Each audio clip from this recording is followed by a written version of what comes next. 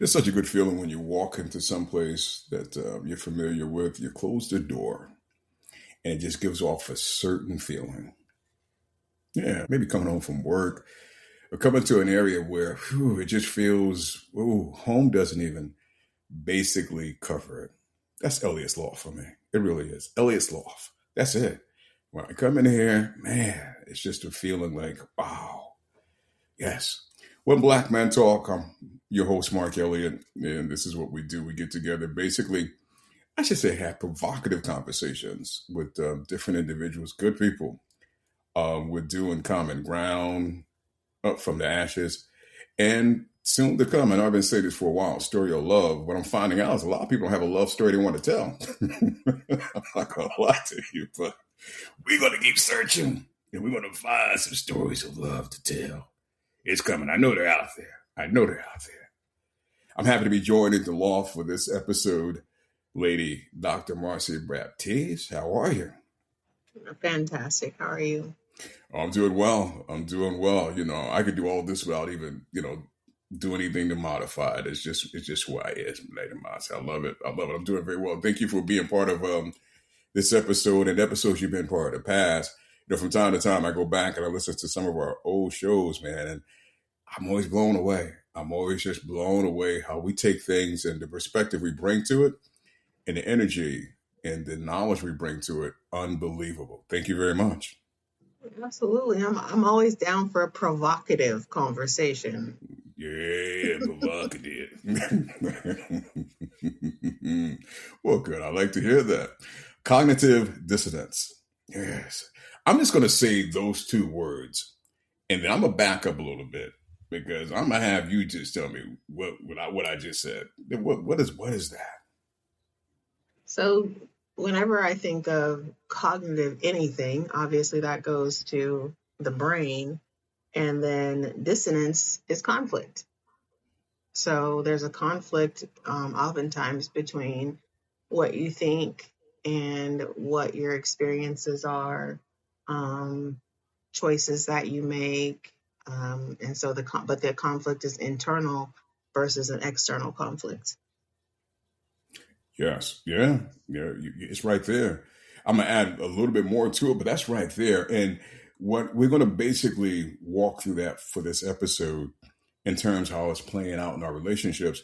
And I want to say this now, if you're ever so kind and gracious, I want to do another episode with cognitive distortion, because I think those two elements are really huge in our relationships. And it could be the reason why some of our relationships aren't basically working effectively, harmoniously, healthy, and hopefully through our conversations, we start to see things a little differently. Because reality, that mental discomfort or behavior conflicts with beliefs. And some people are kind of really driven with that inner tension by changing behaviors. And this is a thing that I've noticed too a lot, justifying actions. And reality, some people tend to justify everything. No matter what happens, they got a justification for it because they're trying to run away from the reality of accepting it. And they do that. And then, there's some conflicting information. A lot of time it gets ignored. So to me, this brings unwelcome, unnecessary pressure to our relationships. And at times it could basically lead us rationalizing some toxic behavior. And I don't even like to use the word toxic, but sometimes it has to come in, toxic behavior. So I wanted to kind of get your thoughts on that, please. Well, I think in a lot of ways, you mentioned cognitive distortions. I do a lot with DBT and CBT therapies and stuff with my clients. And so we invest a lot of time actually talking about cognitive distortions, but I feel like that oftentimes plays into the cognitive dissonance. Those exaggerated thoughts or outrageous expectations or, exaggerating situations and things like that, making things a bigger deal than what they are. So I feel like the two kind of go hand in hand. And I definitely think that there's a disconnect oftentimes in relationships when oftentimes you'll have one person in the relationship specifically that tends to always just go that route where there's always some sort of conflict. There's always some sort of, you're not understanding me, you're not hearing me type of thing. And it's like, I'm hearing what you're saying, but I can't hear what you're thinking. And so I think communication becomes also a big part of that. Yeah, communication is huge. It really does. Yeah, and that's interesting. I hear what you're saying, but I don't. Yeah, it's and when a person says that, basically, in so many words, I hear what you're saying, but I don't hear you. What's behind that? That I want to kind of peek at a little bit. What is behind what is they're not they hear you, but they don't hear you. I think that you're hearing the words, but you're not hearing the feeling. You're not experiencing the feelings that I'm experiencing, or you're not acknowledging them. So, okay, you heard what I said, but I'm not receiving the feedback that I need, is what a person would be saying if they're saying, you heard me, but you're not hearing me. It's just like you see me, but you don't see me. Um, I'm looking for, or the individual is looking for a certain level of acknowledgement, or they already have a preconceived expectation of what your response should be. And if it's anything outside of that, then now all of a sudden, nope, you don't hear me, you don't see me, you don't feel me, you don't, basically, I'm not getting what I need. Yeah, that preconceived notion of acknowledgement. Yeah, that's dangerous. It really is because to me, when you're preconceived, if I'm saying something to you and I'm preconceiving what you should say back to me, then I'm already stuck in where I'm rightville. I'm stuck there, and it's hard for me to move. And I need to understand and really relate to what you say back to me, which I can't preconceive. That's where I think a lot of us we get caught up with the preconceived of realistically trying to be okay. It's almost like I bring you the conversation, I bring the conflict to you, and I already answered the questions. I already answered my statements. All I need you to do is read them back to me. Hmm. That's all. That's all I need. I just need you to give it back to me the way I already have it in my head. And when you don't give it back to me the way I perceive it, you're wrong. There's something wrong with you. You're not hearing me, and it's not. No, it's not. No, that's that give and take of communication. Because I can't bring something to you and expect you to answer or act a certain way. I just hope that you hear it, acknowledge it, and honor it. That's all I can ever hope for the most part. And when we Hmm. do, when that happens, I think it's fine. I want to go back to justifying because I think justifying is tremendous.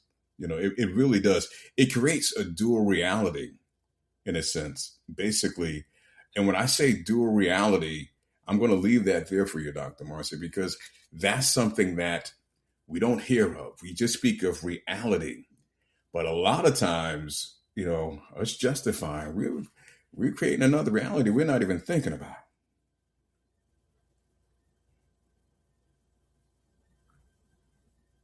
Yeah, I mean, there's always, I mean, there's a duality in all of us.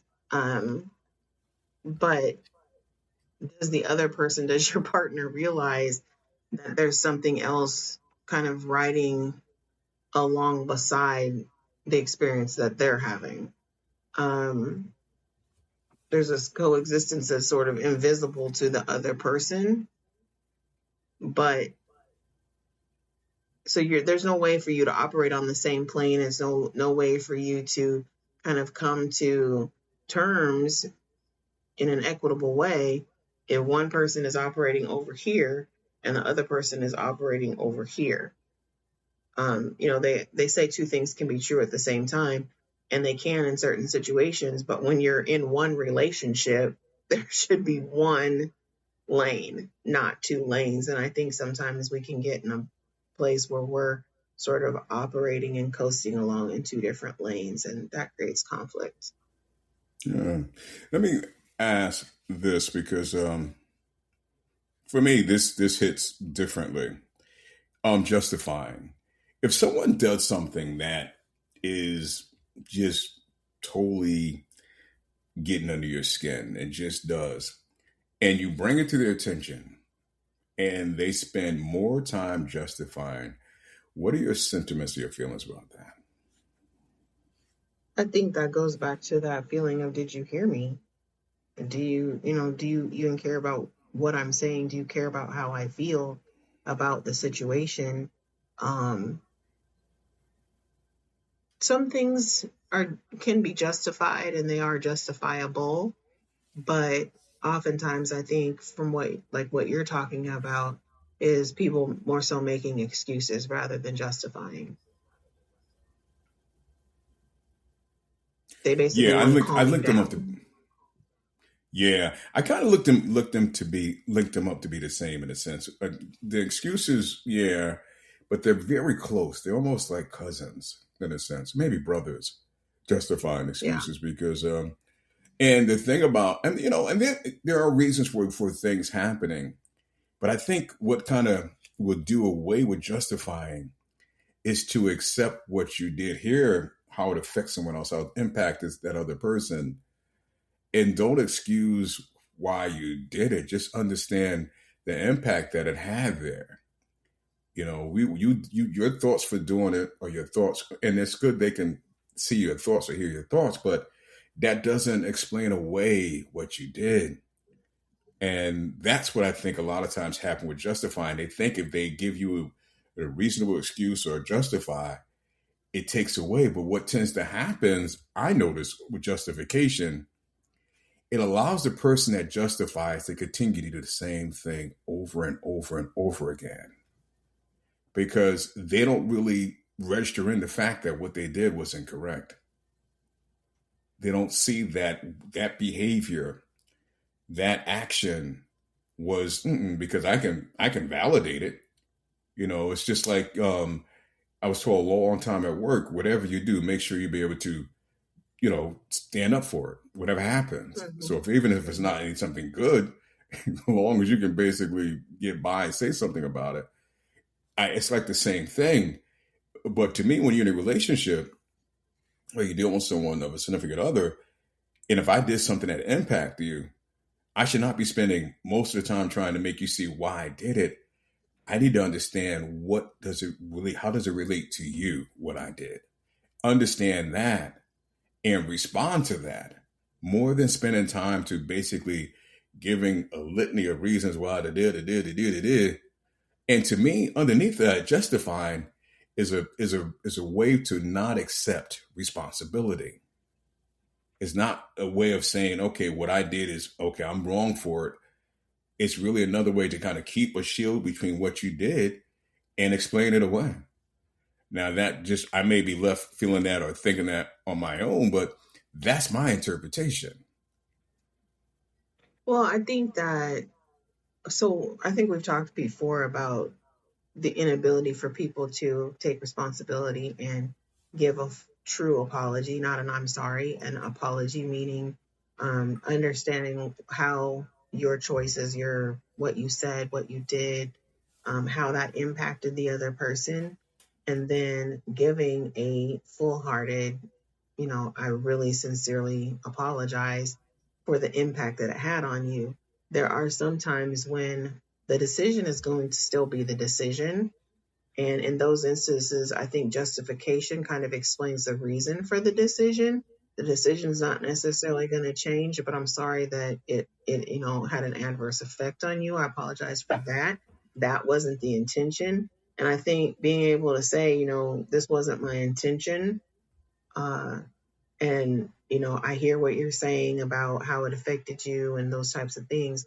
So I think there's a fine line. There's a place for justification in some instances, if it's a purely emotional thing, like you said something that's hurtful, I think just hearing the person out and then truly apologizing, like, I was out of line. I should not have said that to you. And then understand like they still may be hurt. The apology isn't going to take away the emotion. And I think that's what we forget, especially when we do and say things to our loved ones that they're hurt by. Is the apology doesn't fix it. The justification doesn't fix it. It can take the edge off of it a little bit. It can take some of the sting away, but they're still going to feel how they feel. And I think sometimes we try to, if apologies don't work, then we move into justification. And then we're expecting them to just still be okay. And it's like, no, they're probably still going to feel how they feel. I think, though, that justification can explain a decision, but not in the case of something that you've said that's just hurtful and mean. Yeah.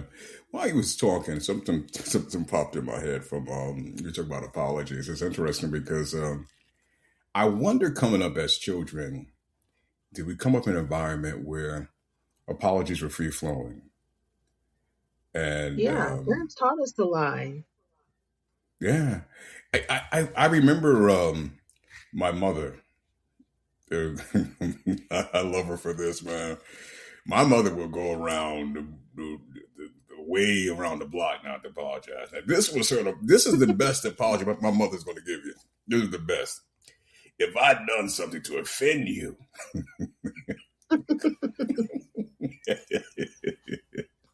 you know what you did. If I'd done something to offend you, I'm sorry. Only if though. Mm-hmm.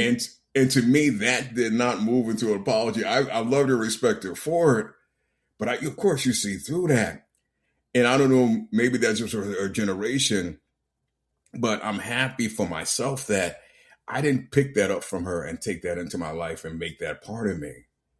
I just made it. If it's time to apologize, if it's time to humble myself, I want to do it. I don't want no restrictions. I don't want to stand back. I don't be reluctant.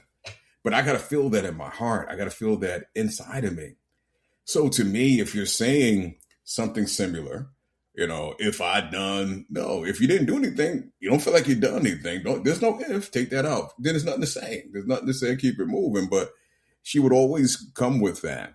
And that was her way of basically telling you to kind of, you feel a certain way. I want you to think I think that I want you to feel I'm good. I feel sorry for it. But in reality, to me, that was not owning or accepting the role she played. But I think we do. We're raised to lie about apologies, and I mean that wholeheartedly to the core of my soul. We teach our kids to lie by saying, "Go tell him you're sorry." Well, I'm not sorry. I meant to hit Johnny with the stick because he did X, Y, and Z. Well, go say you're sorry, but I'm not. Well, you have to say you're sorry. That wasn't nice. It might not have been nice, but I feel like my actions were justified based on X, Y, and Z. And so therefore, I don't want to apologize, but we force apologies. And I think that can, in some instances, make us resistant to want to apologize, especially when, okay, you don't like something that I did, but I'm standing on I'm standing on my decision. So Yeah. I'm not necessarily going to apologize for that. And I'll give you my reasons, but it stands and I'm not necessarily going to apologize. But again, like I found myself over the years apologizing for things that I didn't even have control over just because I was taught to, if somebody's feelings are hurt, you say you're sorry. Well, no, people's feelings are just going to be hurt sometimes. And it doesn't mean I'm sorry. It doesn't even mean I did anything wrong. It means that they didn't like it.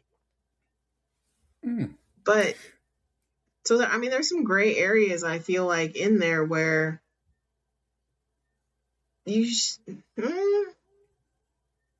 one doesn't Yeah. necessarily cancel out the other, and there's a place for justification, but not necessarily in an emotional space. And so there's lots of different nuances I feel like to this whole conversation. Yeah. Like lots of different pathways that you can go down. Absolutely. Looking at like you said, there's times you may have apologized and not felt the need to. Do we basically, and I think people do this in relationships, do we sometimes just apologize just to move on from it? Not Yeah. necessarily feeling we need to, but we do that. Yeah, that's what we're trained to do. We're trained that saying you're sorry fixes it. So, okay, well, I'm just going to say I'm sorry. Like, and that's why a lot of times you'll hear, I think I hear women more so say this. Okay, but what are you sorry for? Like, they need to know that you know why you're apologizing. I don't Yeah, I'm a big I fan don't of think that I've ever too. heard men say that. Men No, I'm don't a big fan of necessarily say that. that. Oh yeah, no, I'm a big fan of that, Marcia. If you're gonna tell me you're sorry, I didn't know what you don't say. I'm just sorry. Right. Sorry, that's the start of the paragraph. You gotta fill the blanks in. I'm sorry because And if you don't, But I but will what? ask. Right? Yes. Because we're taught to like sorry fixes everything. Oh, I'm sorry you fell down. Oh, I'm sorry that this. Oh, I'm sorry that that. Like, to the point where I don't even like the word anymore. Like, it just doesn't carry weight. Let's have Yeah. a conversation. Tell me why you're apologizing. Tell me what you did wrong. Tell me what offense you think happened. Tell me why you feel the way or what. So yeah, I'm, like I said, lots of Yeah. different ways we could go with that. Yeah. I always keep in mind first, we're human, we're fallible, we make mistakes, we do things. And to me, I will say this about if someone, does something of an offense and they come back and they apologize, of course you feel sincere. It basically allows you to understand their intent.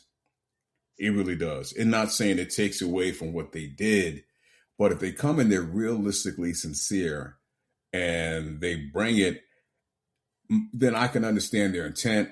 And to me, it does soften.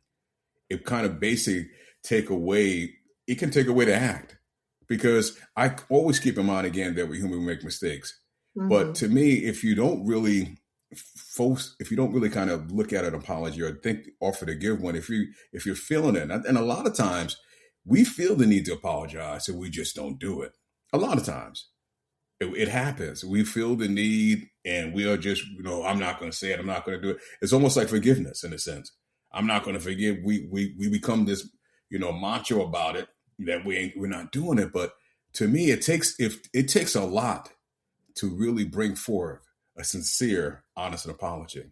It does, because you're basically acknowledging to yourself and someone else, I did something incorrect, but yet I am human enough, I'm person enough to basically validate it and tell you I did that. Now, to me, once someone does that, it's up to me to go, if I still want to hang on to it, or the case may be, but at least I can understand where their intent came, what they feel, and to basically, carry on and act like nothing took place. That to me is like what's inside of you, what's really kind of Hmm. cooking inside of you. Because to me, but yet that same person may look for you to be the first one to get down your knees and apologize. And it's like, nah, mm-mm. But I think that's where, for me, it humanizes us. It really does. It humbles us in a sense. And I'm not saying you're making the same mistakes over and over again. And that's why I was kind of leaning at justification, because justification doesn't really show your intent. It explains, or it's your way of trying to explain, but it doesn't really kind of hit home with your intent. And you can tell me that's not, if you did something hurt my feelings, that's not, boss, that's not what I was trying to do. I had no idea that when so I would say and I've done something, look, that's not what I was trying to do. My action, it was not to do that. So I'm not Right. trying to justify. I'm trying to let you know, okay, so you felt that way. But if you feeling that way, yeah, that's not my intent. So really, for me, it boils down to the intent of the person that's really apologizing. And when you kind of go away from it, and over a period of time, you forget it. It's funny. My brother and I, years ago, years ago, I was 16 at this time, and my brother was getting married. And the day of his getting married, him and I almost got into a fight. Realistically, we got he's in the car. I get out the car. We ready to basically. I throw my tux coat off. I'm ready to go. Now my mother's not that big. My mother's really. Whew, if my mother was 5'5", if she was that tall, she was, and a small woman.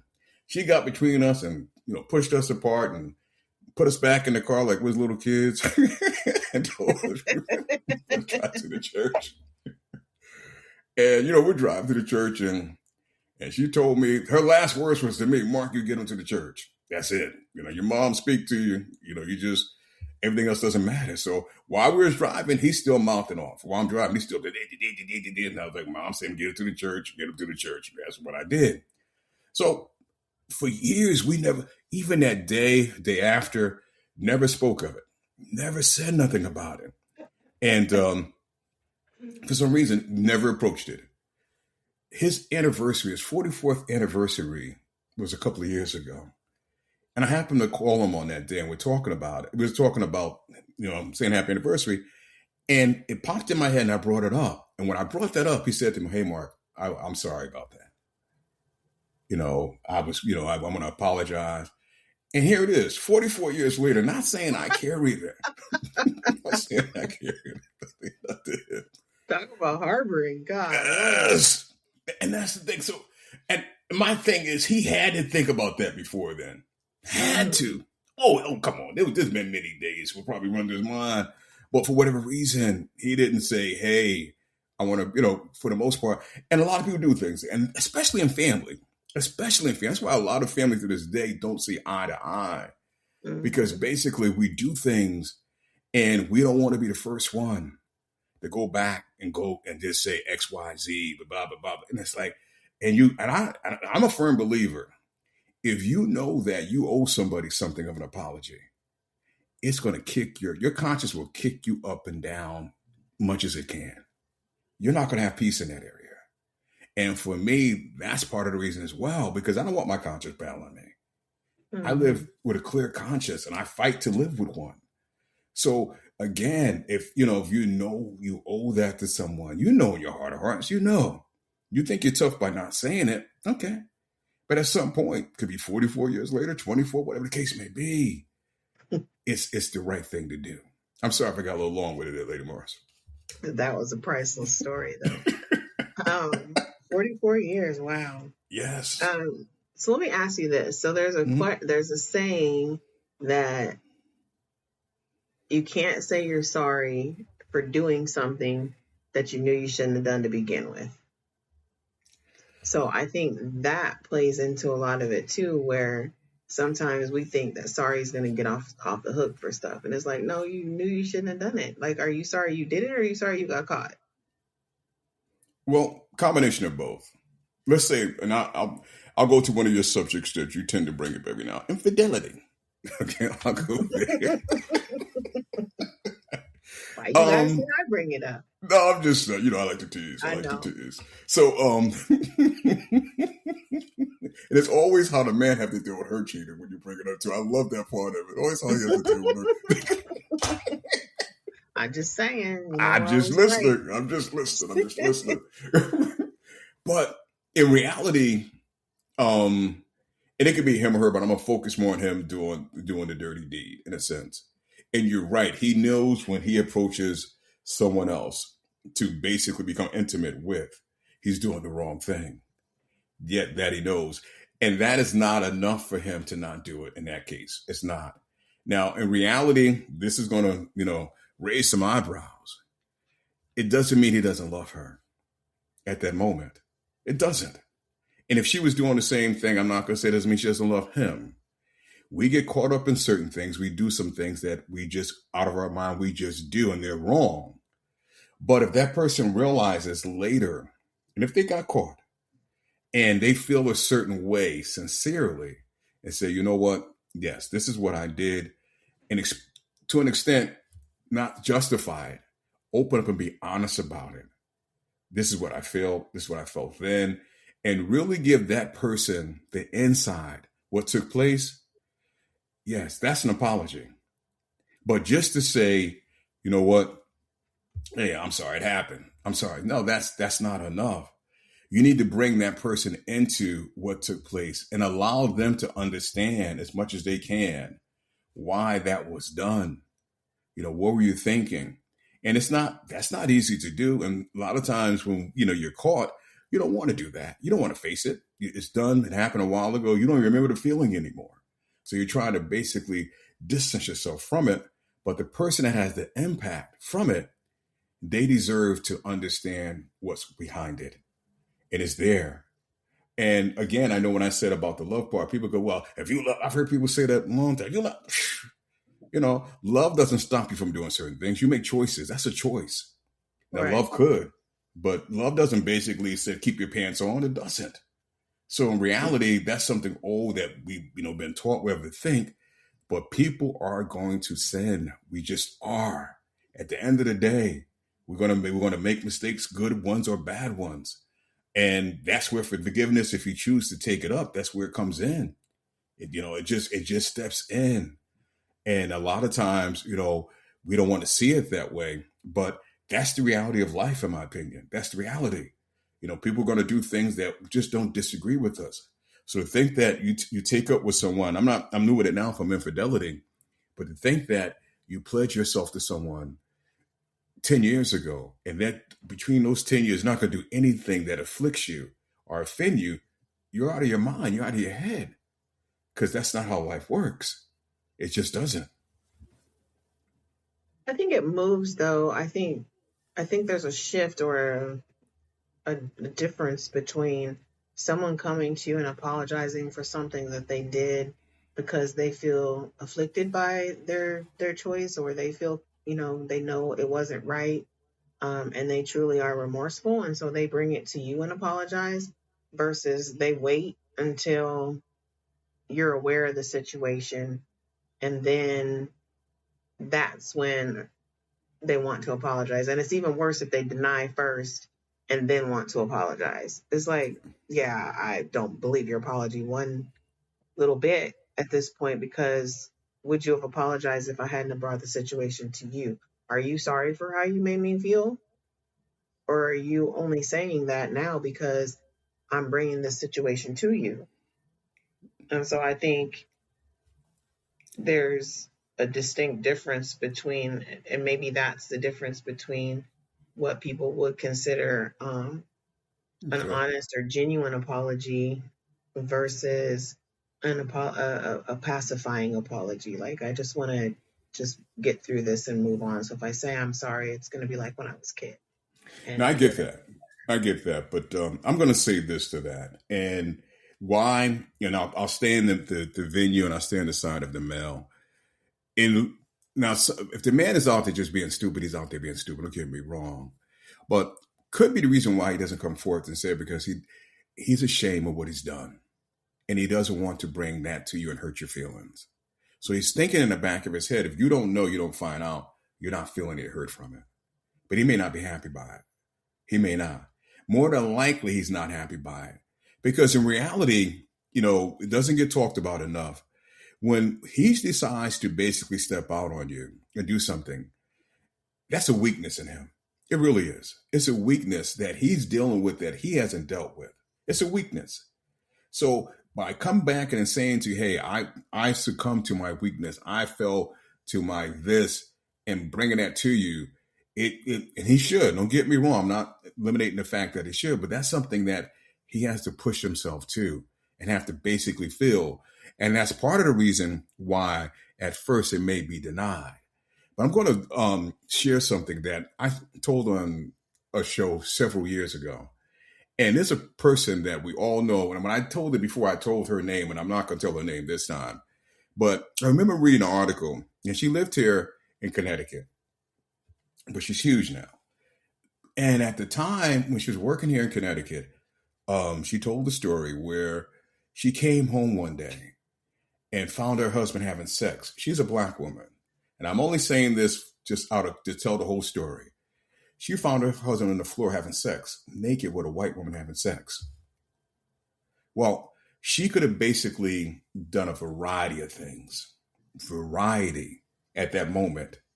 Chose not to do anything, stayed calm. And basically they went on to live their life and went separate ways. But while they were together, or even went separate ways, they had kids, remained amicable, things went on. And never really talked about it until years later.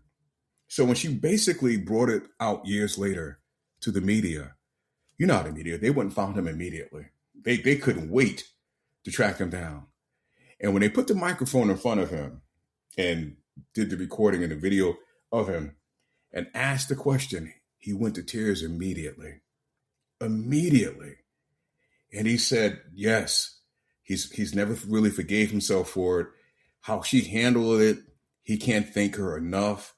He went on how he was gracious, how she didn't allow that to affect the way he interacted with his kids, how their kids were raised. So I say that to speak to the point what I was talking about earlier. Even though he was a dumb to do what he was doing and be on the floor with another woman, and let's just keep it real, for a Black woman to walk in with her husband, with a white woman, imagine what she felt. And I'm not afraid to share that. And that's why I talked about the colors. So we know what that thought process is. But yet that man has carried that regret. And he should. And that doesn't take away what happened. It doesn't. But my point is that plays a part. It just does. Now, he could have basically said, you know what? Nah, it ain't happened the way she said it to, and blah, blah, blah, blah, blah. But if you tell me, if I'm asking you that question years later, and your first reaction is to lose it emotionally, it says a lot. It says a lot. Yeah, that's pretty powerful. And I think there's also a lesson to be learned in there, that how we conduct ourselves in the face of, situations such as that, that it speaks more about, I'll take the woman's perspective, about who we are in the moment and who we are inside of us as far as our character goes and things like that. And so you can err on the side of like, yeah, I want to lash out emotionally, but what's in the best interest of, our children, the family, legacy. There are certain things that you can put before that initial emotional reaction, and then at some point you have to process the emotion, though. You know what I mean? Like, that doesn't just disappear. But the hot grits and grease, which it might have been, yeah, but anyway. So to choose not to do that speaks more about, the content of her character and who she is as a woman, and less about the situation. And I think sometimes our reactions can then put somebody else who is the offender. Now people all of a sudden feel sorry for them because of how you reacted. And it's like, no, we're not doing that. Yeah.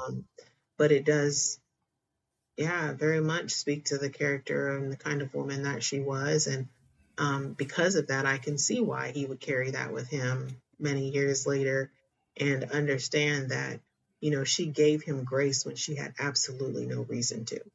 She had every reason to, act out and lash out and throw a fit and do all these things that one would expect, but she didn't.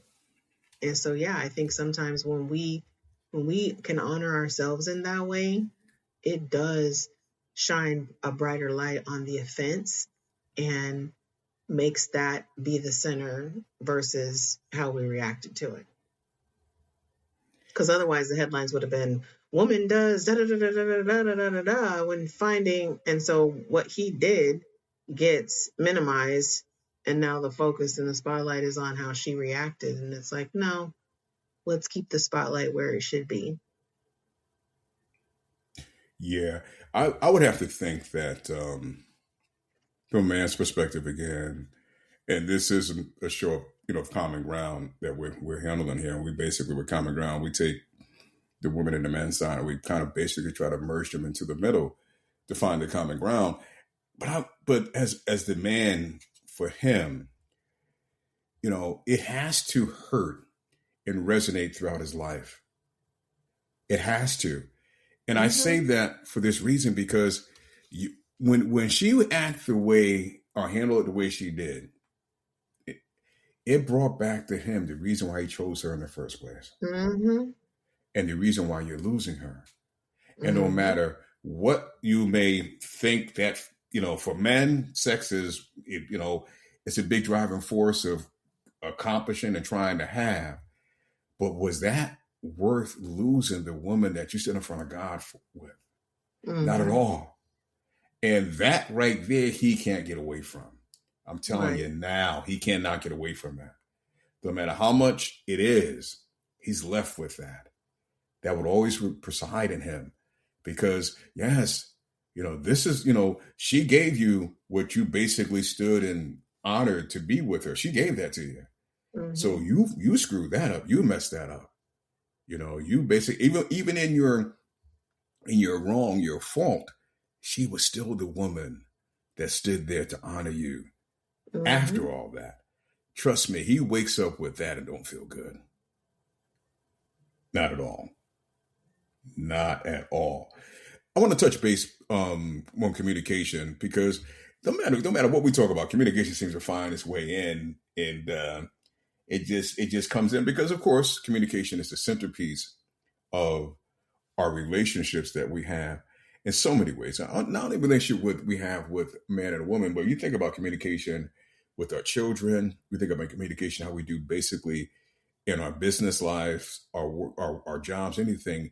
And I'm always, looking at the mere fact that, there's many things in life we strive to improve, for the most part. If, the doctor says to you, you need to take some weight off, you might try to do that. Some of us will try to do so. Basically, if our hair is not a certain way we like it, some of us throw fake hair on. We do makeup. We do all these different things. When I say hair and makeup, men now getting fake hair too. So it's not like I'm saying that exclusively for women. But in reality, if we know our communication is horrible, I don't see where we take steps to try to improve it. And that to me is like, realistically, one of the basic fundamentals in life. And we take no movement, none, to just say, you know what? I want to become a better communicator. I just do. I need this to be able to do X, Y, and Z. It's like we become stubborn, we become, real prideful and accept it like who we are. No. And to me, that is like one of the most difficult things that I've seen people just, for whatever reason, fight not to do better. I just don't understand it. And to me, it could benefit their life in so many different ways, but they choose not to. They choose, especially in relationships, they choose not to. And I don't understand how you expect to have a harmonious, good relationship if you don't want to be a better communicator. So I want to get your reaction to that. Well, I think, at the basis of a lot of therapy, that's really what it amounts to, is teaching people how to communicate in a healthy and constructive way. And, people think, well, I'm going there to unpack. No, you're going there to learn how to talk to people, because you talk to people like you're crazy. And then you're upset about the results that you get. And especially in relationships, I think we tend to, whether they're intimate relationships, familial relationships, friendships, whatever the case may be, I think that those of us closest to get the worst versions of us when it comes to communication. I feel like we think that's when it's okay to shut down. That's when it's okay to just, oh, I'm gonna stand my ground. And if they don't like it, then whoop de woo. But we're not gonna do that at work. You know what I'm saying? We force ourselves to communicate at work. We force ourselves to engage in uncomfortable conversations at work. Is it because we're paid to? I don't know. But when we come back outside of those, the office doors, the workday ends, then all of a sudden we've lost any desire, like you said, to communicate. But then when you end up in therapy, yes, you're going to unpack some things and some belief systems and maybe do some deep trauma work, stuff like that, in the therapeutic process. But when it comes to with your partner, it really boils down to learning how to communicate what you're feeling and why you're feeling the things that you're feeling. The processing of the past trauma is so that you understand why you believe what you believe and why you feel what you feel. It has nothing to do with your partner. But when you get the two in the room, it's about, okay, how do you approach this situation? And how do you feel when they say this? And how do you feel when they say that? It literally is a masterclass in communication with your partner. And would many of us end up in therapy if we would take some initiative with our partner to not, necessarily require that? But I will say, if you can't, then by all means, get the help. There's nothing wrong with saying, you know what? That's not how I was raised to talk. I was raised to suppress. I was raised to do X, Y, and Z. And I need to kind of get out of that. It's not serving me anymore. I want to go to something you said that it is so, my goodness, it's so rich when you say you don't do that at work. And that is so valid. And part of the reason why is because we get into a lot of image management. We want to have people that we work with, the people that do this, I'm speaking of. We want people to work where we work with are people that, that's not necessarily involved with us consistently, to have this certain image of us. So we put on for them. We put on to control that image. It's amazing to me. I hear people say this all the time. Over the years, I've heard, and I still hear today, I'm a Christian. You can tell me that, but show it to me. That's your image management of saying that. But why aren't we all Christians? Just because you love God, that makes you a Christian? I love God too, but I'm not running around telling you I'm a Christian. My life, my light should speak to me what I am. But the point is, they're trying to manage the way they want you to feel about them. Look at me this way. I'm a this, I'm a that. So you go out of your way on your job. Yes, they're paying you. You go out of your way because you want them to always look at you a certain way, have that redeeming value about you. Then you come home to the person that basically cares and loves you. They ain't going nowhere. Well, I got to basically show them I got to have my management up for them. I got them. They ain't going. I could treat them like whatever. No, they deserve it more than the bozos at work. But you're so into trying to control what people think about you outside of the person that loves you. You spend more time trying and energy to control what they think about, because they can't think nothing bad about you. No, they can't see you in a bad light. They can't. But the other person, they just got to deal with it. Whatever it is, your attitude, whatever it is, they just got to deal with it. But with them, you go out of your way. That's a bunch of baloney. I'm going to take baloney. That's a bunch of bullshit. Because you're trying to sell something. That's not who you are. Give them the stink attitude that you give at home. Give it to them. See, what you're afraid is if you give that to them, they'll fire your ass. That's what you're afraid of. So you need the money. So you can't give that to them because you're afraid that's what you're going to get. But you can come home and give that dumb shit and you think nothing's going to happen. You feel free at home to give it. The same thing you give someone else should be better than what you give at home. It should be better once you come home. But that's, in my opinion, why that happens. It's that image management. I want people to see me this way. I'm going to tell them I am. No, let me see who you are. Don't tell me nothing about you. I'll determine who you are in my mind, because it shouldn't matter to you anyway. But you'll spend more time trying to show something to me, realistically. And I'm just speaking of the person like at work. You spend more time. No. And then you may not believe this. They know you're not real. They don't care. Right. They just don't care. So you're doing all that jumping up like a little puppy when they don't even care about you. Because the moment that you do something wrong or whatever, you die, guess what? Your seat's not even going to get warm. Get cold. They'll put another ass in there before you can blink, because it's not about you. It's about the production, realistically. And they're not even smart enough to understand that. They're not. So, yeah, I mean, I've heard people talk about it, and that's what it comes down to. Yeah, I've heard people say, yeah, they'll go to work, but yes. They'll go to work and kiss ass all day. All day. Unbelievable. Well, I think it's just you're like you said, like then you're going to get fired at work, but you don't feel that there's going to be any consequences for how you behave at home. And the thing of it is with a healthy relationship, you shouldn't have to rely on consequence to manage it. You should want to manage it and nurture it and, all of those things, instead of, oh, well, if she gonna put up with it, then I'm gonna do it. Or if he's gonna allow it, then I'm gonna do it. I'm gonna say it. And I just don't think we give one another the same respect that we give people out in the street sometimes. You wouldn't act a certain way, even a lot of times with people in a store, that you would say and treat people who are in your family or in your home. So I think we all have a lot of work to do in the communication aspect of how we treat one another inside of relationships. Ladies and gentlemen, that's why she's Dr. Marcy. That's why. Yes. Because she brings it. She brings it. Yes, clearly. She brings it. And I'm happy that she brings it to One Black Men Talk. Yeah, I'm thrilled for that. We're going to kind of basically walk out of this one. But if we get a chance, Lady Marcy, I want to do the cognitive distortion and touch base on that maybe in another episode. But yeah, I appreciate you doing what you do, what you always do. And I'll say it again. Jesus on the main line, tell him what you want. Bring me my red phone.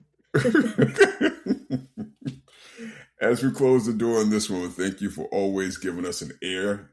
I appreciate it. You know. And if you don't know, start to know immediately that God loves you. We love you too. We'll get together real soon. Take care of yourself.